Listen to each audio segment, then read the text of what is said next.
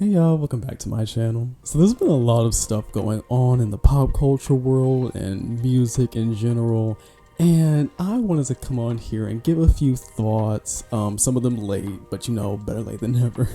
Because some of the girls been pissing me off a little bit recently, and I just gotta get it off my chest, off my spirit. And now look, I don't need nobody's stand base coming up in my comment section. I'm gonna let you know right now, I do not care. That little paragraph you're typing right now, I do not care. Please, let's keep it respectful. Let's keep it cute. I'm gonna try and do the same. So, you know, let's reciprocate this energy, right? Okay. Also, I'm recording this right after my Normani video, so I'm wearing the same stuff. It's the same day. Not too much on me now. Also, I just did a video speed drawing and talking about Normani's new album, kind of going through it track by track. So if you guys want to check that out, link will be in the description and up above. But y'all, let's go ahead and get into it. Welcome back to my channel. I'm Hayes, and let's get right into this video. And I want to start off with talking about something that I really want to get into. So, Megan Thee Stallion finally released her self-titled album. I've been looking forward to this for such a long time. These are actually my favorite, might be my favorite singles from any Megan era. I love them so much. Cobra, the instrumentation, this project I'll get into in just a second, is so phenomenal. It has such interesting beats, and Cobra actually might be one of my favorite instrumentals of that album. It's so good. And then just the overall like energy that she's giving with both Kiss, Hiss, Cobra, and Boa are all like really good, and I'm really loving the theming of those. So the album came out a few days ago at the time of recording this video, and I love this project. I think it actually might be my favorite Megan project. I don't know, it's between this and I think Traumazine, but I don't know. We'll see.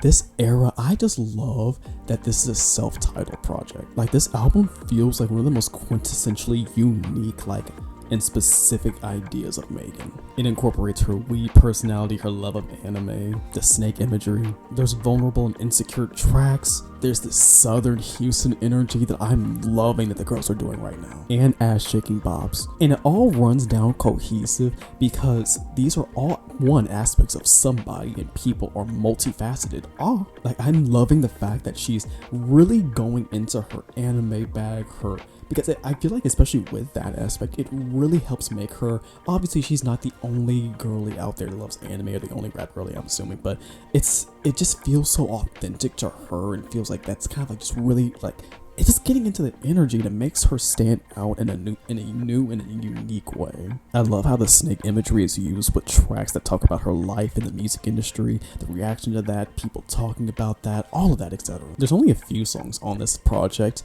that are not, really my vibe. It don't really resonate with me as much. But I don't think there's a bad song on this project. I was about to say the songs that I have in my liked playlist, but that's damn near the whole album. I guess I'll say my top 5 to 7-ish. The first few are in no particular order, but the top 3, oh yeah, that cements it, I'm sorry. Paper Together, Miami Blue, Boa, and Hiss are all in the top 6, 7. However, the top 3 on this project, number 3 is Cobra. I'm loving how much she's actually mind you, Hiss, Cobra, and Boa, they're addressing multiple people. All these tracks address everybody can come and get a lick, is how most, especially Hiss. It's about everybody. It's about whoever was talking shit. Accent, I did not think a song featuring Glorilla would end up in my top 2. That is crazy, but the southern energy of this, are you kidding me? I'm thicker than your bloodline. Ain't no room up in this club, on my ass, done tuck it up.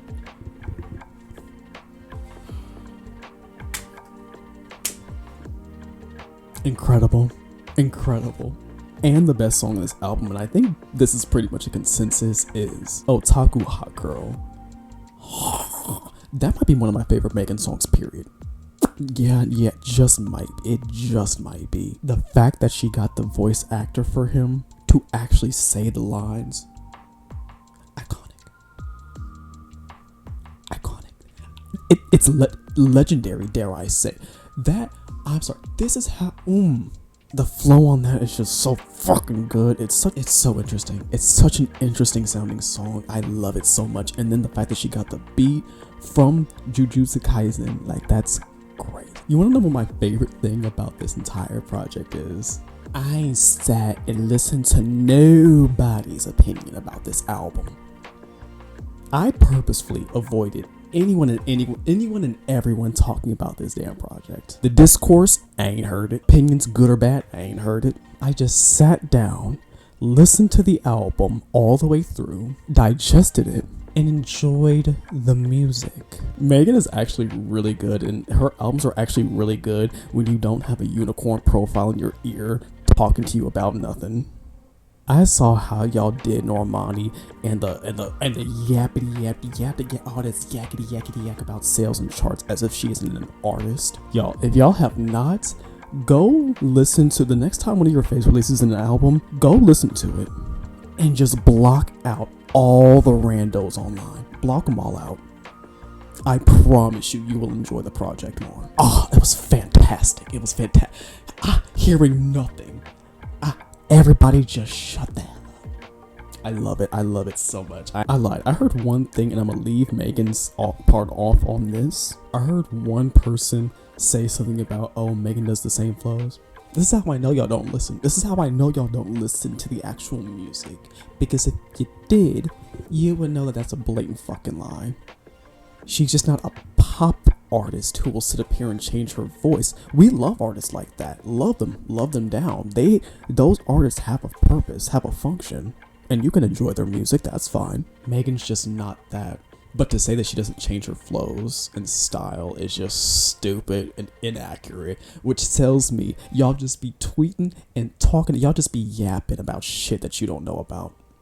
Moving on. So I want to get my thoughts out on Brat. And for anyone on the internet obviously knows, Brat is Charli XCX's new album, and it's actually pretty good. Now I will say that it's not all the songs are necessarily for me, but it's pretty good. It's a pretty good pop album. We haven't had a whole lot of that recently. My favorite song is Von Dutch off the album, and I want to say it feels so good. Have y'all ever had a song that wasn't a single before, but when the album came out, you're just like, ooh, that's the one, and then your favorite artist just never makes it a single, or it makes it like the last single before they move the hell on? Me and Charli, we see each other. She said, Von Dutch, you're that bitch. Exactly. I'm the number one, yeah, I'm just living that life. Von Dutch, go, let's put the hands up. You are like, you know, she famous. But it's definitely not boring at all, which is not what I can say about some artists. And I didn't want to get into this, not because of any stan bases, but more so just because I feel like this topic has been talked about to death, from other YouTubers, but I'm sick and tired of the charts and sales debate coming from a bunch of randoms on Twitter. A bunch of people who ain't done shit with their life, sitting and yapping on Twitter behind a cracked screen. I'm so upset that I didn't screenshot this tweet, but there was this tweet that said something along the lines of, are y'all music listeners? Are y'all art lovers? Or are y'all shareholders? Do y'all sit down and actually like the music and listen to the music that y'all be gassing up and talking about like that? Or do you just care about charts and sales? How much can your favorite artist benefit capitalism? Which is it? Because for a lot of y'all, it really just seems like y'all only care about sales and charts. If your favorite artist wasn't number one, would you go up for those songs? Some of your faves are chart obsessed, as we see with Miss Taylor Swift, who once again is out here blocking other girlies from getting the recognition that they deserve. It isn't the first time, most definitely will not be the last time, that she has purposefully blocked other artists. Similar thing happened to SZA when SOS released. It was, I remember exactly, it was SOS and Midnights competing for that number one spot, and a bunch of Swifties were being racist, belligerently racist, talking to SZA like they're the fucking mother, coming out the side of their goddamn neck. And in order to quell the energy, SZA had to come out and gassed Taylor up because her fans were being racist to her. And Taylor ain't said shit. I remember that era very, very precisely, actually. Torture Post Apartment is not good enough to warrant the amount of time it's spending on the charts. I've seen a lot of you Swifties also agree. And while I don't really listen to her music, I sat there and I listened to I'm not gonna lie, I didn't listen to the Tortured Poets Department all the way through. I didn't. That's too long of an album. But all these slick and sly conniving moves to try and keep number one is being number one that important to you, man? Is being one that important to you? Mind you, Charlie has been in the industry and trying to really feel like she has a place in the industry, and the one time that she like solo has like been able to like really capture, I'm sorry, Charlie XCX has her pulse on the culture right now. Charts predicting that she is about to go number one on UK, and then here all of a sudden comes Taylor Swift with a UK specific variant, the 30th variant.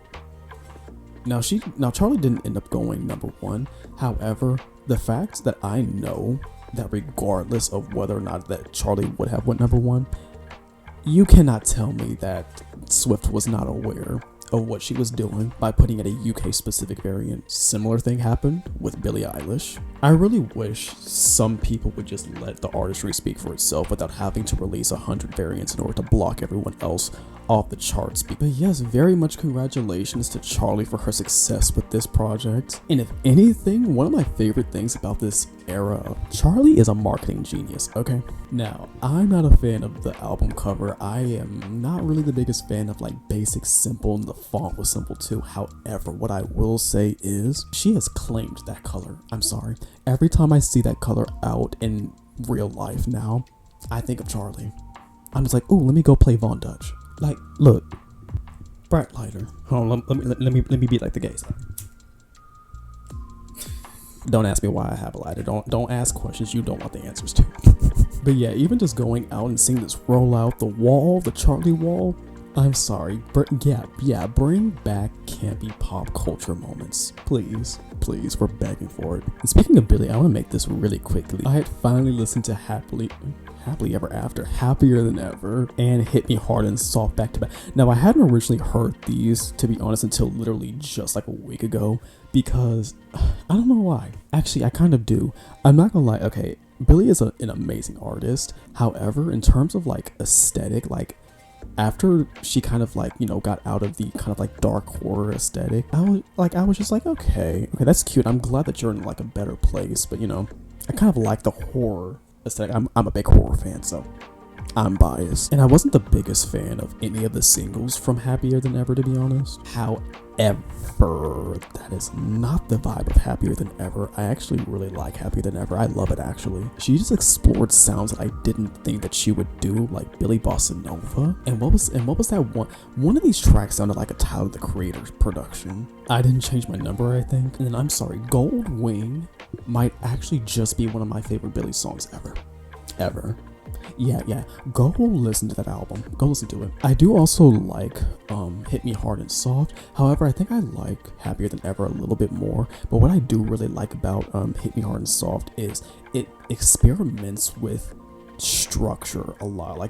Like if you don't like the vibe of a song, just wait, because it will switch. Yeah, and the best songs on there are Chihiro, Birds of a Feather, and Wildflower. Yeah. Go stream both of those albums, actually. Okay, this one, okay. I did like think about talking about Beyonce and this weird rollout thing that she's been doing for the past 2 albums, because I get it, you know, if you know you've been in the industry for a while, you don't feel like you have to, or feel like you want to do all this extra promotion that, you know, younger artists, you know, are having to do. I get that, but there's still things that you can do to build hype and to do things other than just throwing out a tour and forcing fans to pay like hundreds of $1,000. Like whatever happens behind the scenes, making of documentaries, things like that. But if I'm being honest, my desire to talk about celebrities in general, to be honest, but just especially celebrities alike. I'm not gonna lie, bro, it's been a deconstructing. Seeing the amount of celebrities, people with platforms, doing nothing, sitting idly by, silent, while multiple genocides are happening. That's partially why I hesitated doing like just a music, like opinions video, and just in general, just because like, I really don't like, for these artists that 9 months later are still not saying shit, still staying silent, and you have big platforms and you want to prop yourself up as someone who can talk about politics and things like that. It's just like thinking about certain celebrities like that. It's just, it bothers me, it upsets me, and you in your big platform still cannot speak up against anything happening. Not any of the genocides, not the crumbling of this nation. And what's really bothering me, because I've been had this sentiment for months now about people, and I'm especially bringing just Beyonce up in this moment just because I don't know, I don't know why, because I don't know the woman, but I just wished better. I just thought that people would be better than this. But yeah, I planned certain videos about certain artists that I really just didn't really want to talk about because they don't want to talk about anything. I think the active deconstruction of celebrity culture within America, especially since the pandemic, have been really interesting to watch. Just how much celebrity, like people putting their stock or faith or anything into celebrities, have just been dwindling for years now.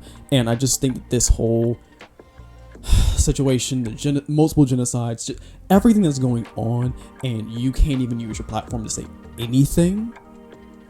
And I think it's especially like kind of getting to me about Beyonce, because this whole era that she's doing with the cowboy and the American aesthetic, while I understand that within the context of the album you do talk about the, like, it's kind of like within the context of like the negative ideas of America, and kind of like you're putting pride into like being a Black American. And while I get that, I understand that, one, we have our own flag. We have our own flag that we can use instead of the American one, but that's fine. You want here the jacket, the merchandise, the jackets, the t-shirts with the American. I'm sorry. I really wasn't even gonna like talk about this, but on the same day as the worst presidential campaign in history, where most of America is just looking at the shit show that is here and it's coming up. Like, shit's too serious right now. Shit is too serious right now. And you're putting out American apparel on the same day as a presidential campaign. You're dropping that, really.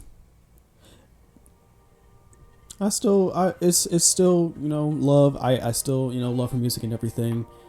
She's been my favorite artist literally since ever. But if this and anything about growing up has showed me, never put your faith in people that you don't know, because human beings are what disappointing.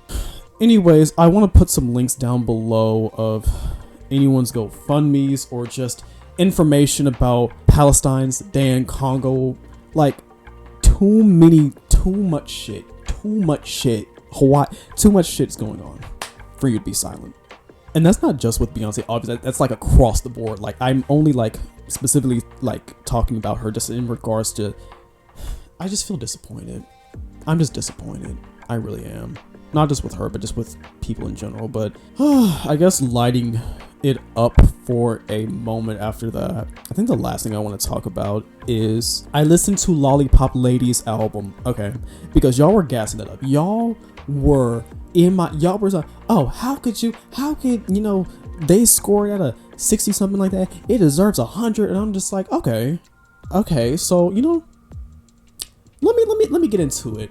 I'm one of the people who does not like I Love It. I never listened to it all the way until I got to the album, and yeah, my thoughts about that haven't changed. I hate it. I don't like it. I don't. It's like cute enough. It's not like a bad song, but whatever. There's only a few songs on that project that I actually genuinely kind of like, and that's I think the one with Lil Nas X. And then there was another one I can't remember the name of. And here's what I'll say. I'm not really a fan of a good chunk of that album. And you know what it is for me, because the instrumentals were fine. They weren't always like, you know, my vibe. But for me, especially with someone who putting on, like, you're a singer, right? I cannot do the auto-tune. I can't do it. I just can't. It's something about her voice as an artist that just does not connect with me. It just doesn't. And I get it. Most artists in the industry use some form of like pitch correct, like a little bit like that, you know, whatever, fine.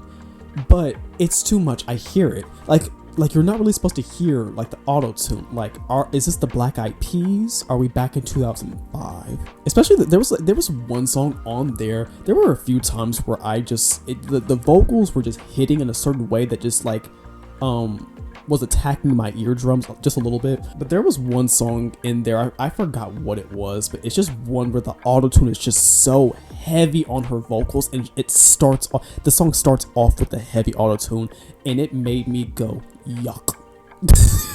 Honestly, I went into the album, I said preconceived notions, even though, being honest, I really don't have much for her, because I really don't have much for someone that needed to take racial sensitivity lessons just a couple of years ago to learn not to say slurs anymore. I just don't really have much for anyone like that, if I'm being honest. But I tried to go into that album like with all sincerity, like, let me just actually, if I could take all of that, let me just listen to the music. And I was like, the music's fine, but it's okay. Like, y'all really gassed it. Now, I will say there was a couple of parts here or there on some certain songs where like her vocals actually did sound pretty good, and the melodies did sound pretty good, and the instrumental did sound pretty. I was like, oh, now see, if you were to have these vocals throughout the album, I actually probably would have kind of liked it. But she didn't, so I don't. Anyways, what I really wanted to get into with this album is, I don't know who it is. I don't know if it's Camilla or her team, her PR, whoever. Back up a little bit. Back up just a taste. Actually, back up 10 feet. Give me 6 feet. We're in the pandemic. Give me 6 feet. You want to be all up in Black American culture so bad. So bad. I'm gonna need you to back up. Why is every single feature on the album a Black artist? Which, like, inherently isn't like necessarily a problem. But then you think about, this is the same lady that had to take racial sensitivity training just 3 years ago to learn not to say slurs. That's purposeful. You are purposefully aligning yourself with as many Black people as you possibly can get, so you can get some cosigns, so you can get like, you really are like, you're pushing it too hard. You're pushing it too hard. Ease up a little bit. Like, relax. Also, because I know some of y'all might come up in this and be like, oh, those were when she was like 14. First of all, 14-year-olds should know better. Anyways, I'm be honest with you. There's a certain threshold. Like, there's saying the N-word like several years ago, once or twice. Like, once or twice you may say something like racially insensitive, you know, whatever. I'm sorry. That having a whole account dedicated to type of racism that you haven't seen since like the 1800s, like, my God, like, I'm be real honest with you. Yeah, you can grow from that, but I'm sure she still has some preconceived notions. And let's see, hold on. So she has a Drake feature on here, and let me tell you something. Drake, Aubrey, come here. Drake, you are from Toronto, not the Caribbean. You're not from the islands. You're not from Jamaica. Put down the patois. Put it down. Put cosplay gangsters, fake ass accents. Post it in another nigga hood like a bad bitch. I don't know what this thing that's been happening recently. I mean, Drake is obviously trying to like encapsulate the energy that and the success of like One Dance Controller, but it's so interesting to me how Drake is on stage speaking in patois with the Caribbean accent, and I don't know what it is, but every single time I've heard a Drake feature recently, it's been with a Caribbean beat. Like and it be the only songs on those albums that have that kind of beat to it. And those, I know you fucking lie. These artists hear a Caribbean beat, hear an island beat, and say, I know exactly who to call. The beige Canadian from Toronto. I can't get over that. I'm being real honest with you. I paused. I had the exact same reaction to this song as I did what was that one song on Pink Friday 2 with Drake, that one. I had the exact same. I paused. Literally, Drake starts off both songs with the patois and the fake ass accent, and I paused the songs immediately and I laugh hard because I'm just like, I know it's so grating. Put down the accents. And I want to get into a little conspiracy theory. Okay, so Drake is obsessed with the Caribbeans and the islands right now, right? Why do you think that is? Who else do we know that is heavy in Caribbean and island culture, speaks with a certain dialect that Aubrey is trying to copy, makes Caribbean and island inspired music, and who is Drake? Obviously, still not over. Let me tell the story. Part of the reason why Drake is so obsessed with Caribbean culture and shit like that is because he's obsessed with Rihanna. I don't know what happened between those two. Rihanna did something to this man's spirit that cannot be undone. This man looks at A$AP Rocky and just fumes. I just know he does. And while we're also talking about what he needs to put down Houston. Leave back up. Drake has an obsession with Houston, and we're gonna need to back up just a taste. I know we fine, but relax. Relax, just a little bit. I want him to be at an event and somebody just on the DJ booth just plays Not Like Us. I just want to see his reaction to it. Anyways, lastly with Camilla, just like Drake, you gonna need to let it go, Camilla. Doubt that the whole Drake and Kendrick thing happened weeks ago, my love. It's over. It's over with. It's done. There's nothing that you can say or do to make anyone change their opinions about anything that happened. I find it very interesting how she immediately jumps to Drake's side. I find it interesting because, yeah, of course she would do that. He's featured on her album. But I also find it interesting, and this is why I say it's very interesting looking at, this is the same woman who, like I said, literally had to go to racial sensitivity training a couple of years ago, and her immediate go-to is to go and protect the light skin. Very interesting. And who she goes up to bat for and who she decides to protect, yeah, very interesting. And actually, this is the last thing I wanted to talk about. Miss Tinashe, not Tinashe if you nasty. I'm so happy for Tinashe. Y'all know I love Tinashe, and I'm so glad that Tinashe is finally starting to see the success that she should have been had this whole time. Now, I'm be real with y'all. I don't like nasty.